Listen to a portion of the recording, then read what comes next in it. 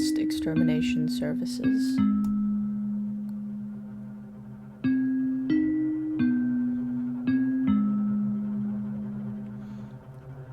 Episode 5.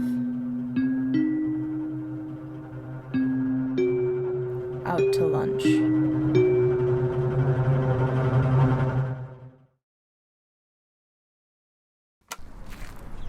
Faith Meadows, recording on May 24th at 3:57 p.m.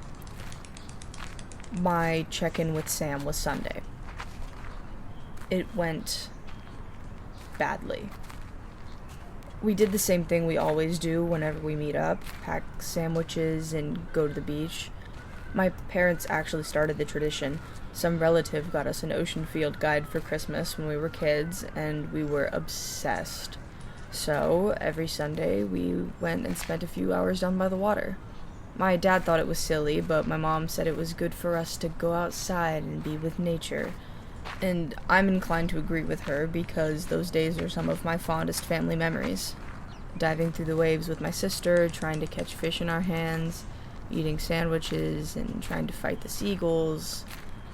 We stopped as the two of us got older and busier, but I think Sam and I always kept a soft spot for those weekend adventures.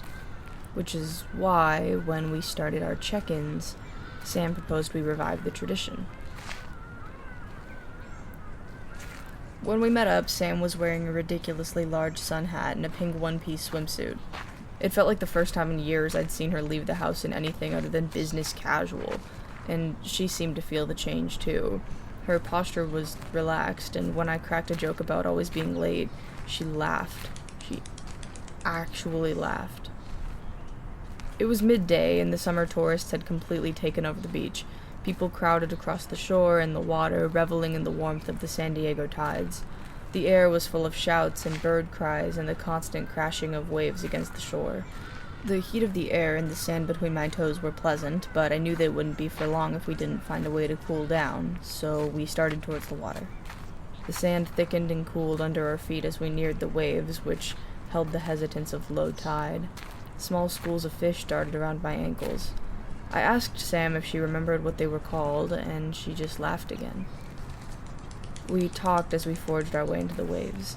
I told her about Margaret trying to get me to join her cult, and Juliet making me kill a rat in the attic, and she told me about a new project she's been working on. Most of the details went over my head, to be honest, but it sounded important. If she saw my injuries, she didn't ask.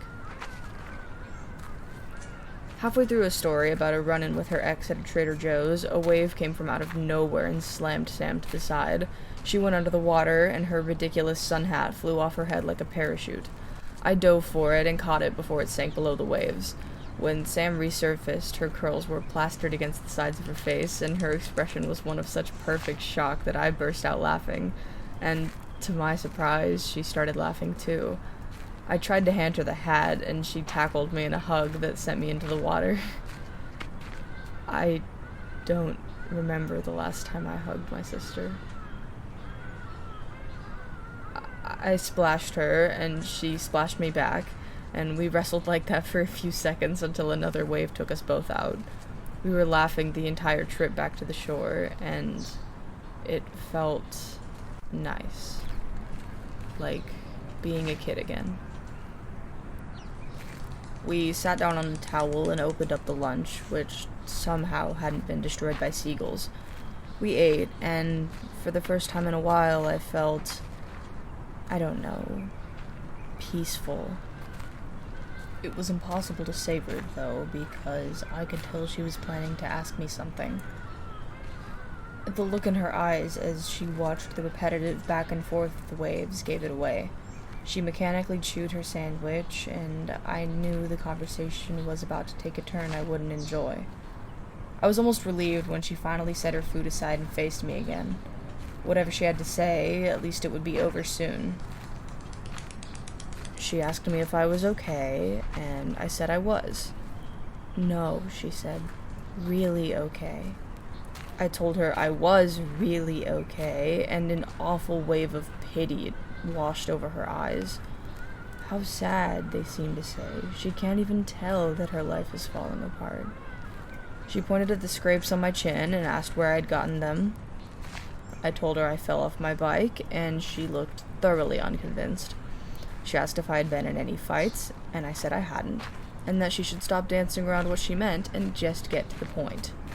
She asked if I was still taking my meds, and I couldn't help it. I laughed. She should know better than anyone else that I can't sleep without being drugged up like a wisdom tooth patient. Besides, I'd hardly think hallucinations and nightmares could give me bruises up and down my arms. She told me it wasn't funny, and that she was worried about me.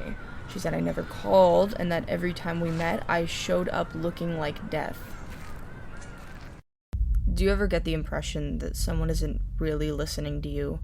They nod along like they're listening, and they might even respond like the words you're saying are reaching their ears, but they aren't absorbing any of it. Their gaze is slightly off, slightly glazed, enraptured by who they think you are.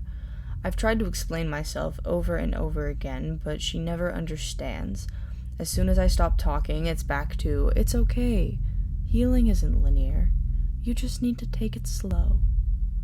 I can keep a job and pay my bills and be a functioning normal member of society, but all Sam will ever see is her older sister failing her driver's test or sneaking out in the middle of the night or getting caught with weed at a house party.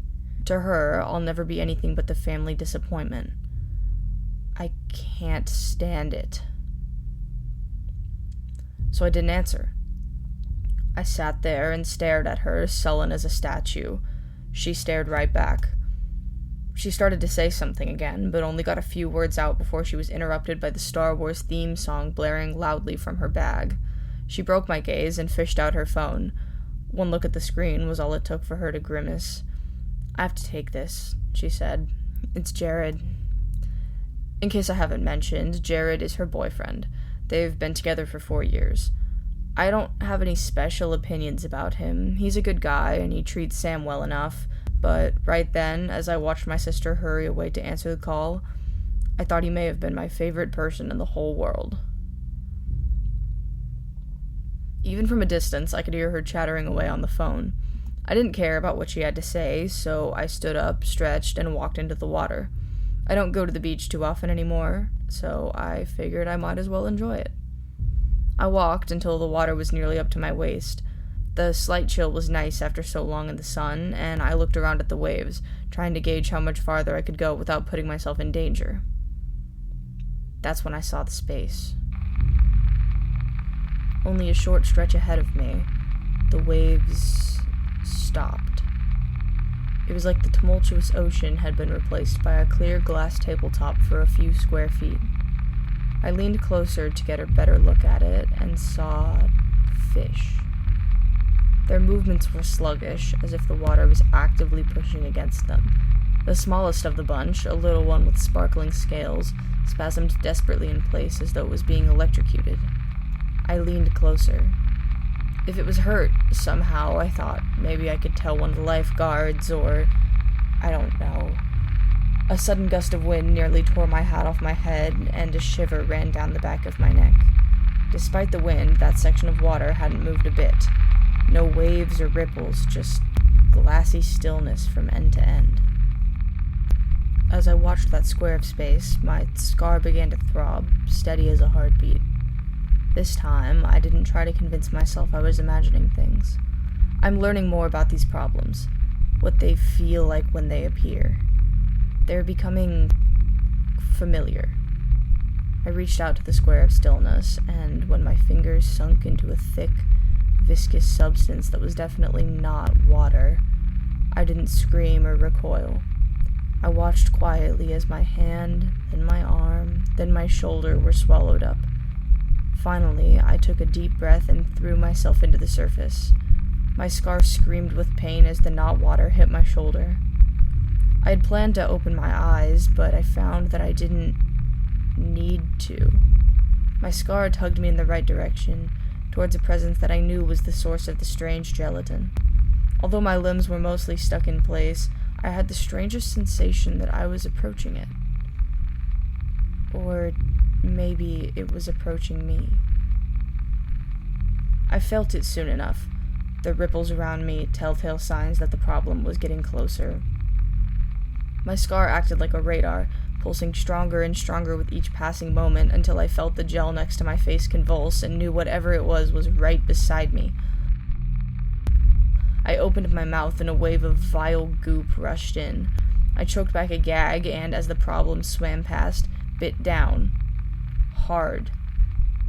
My teeth crunched through scales and bone and flesh. The problem began to flail, and I didn't let go. Claws lashed out at my face as it writhed in place, narrowly avoiding my eyes. My jaw was aching, and I think I broke a tooth, and my lungs were screaming that I was going to pass out if I didn't breathe soon, but I held firm until the creature finally fell still. I knew it was dead when the clear sludge exploded into a torrent of water, cold and rushing and alive. I spat out the carcass, trying to orient myself enough to find my way back to the surface. Before I could, 2 hands wrapped solidly around my torso, and a lifeguard hauled me out of the water. Turns out they get concerned when people spend multiple minutes beneath the surface.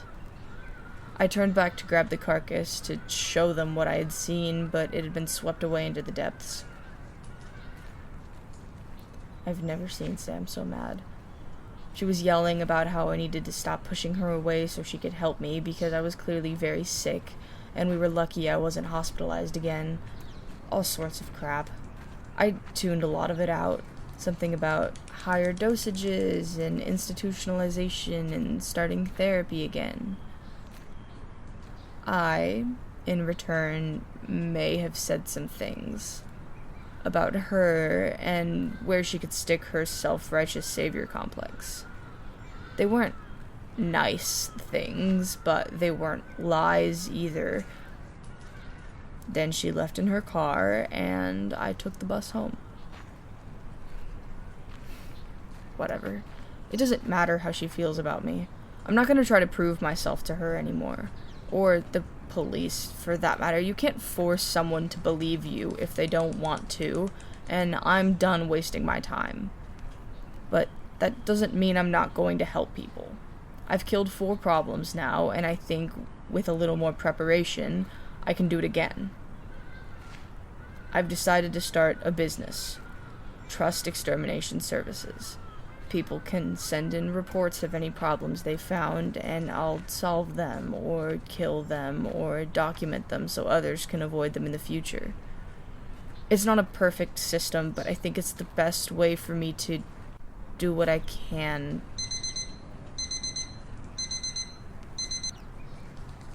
Well, that's my break. Trust Extermination Services is written and produced by Taylor Murphy. Music by Srinidhi Rangarajan. Thank you for listening.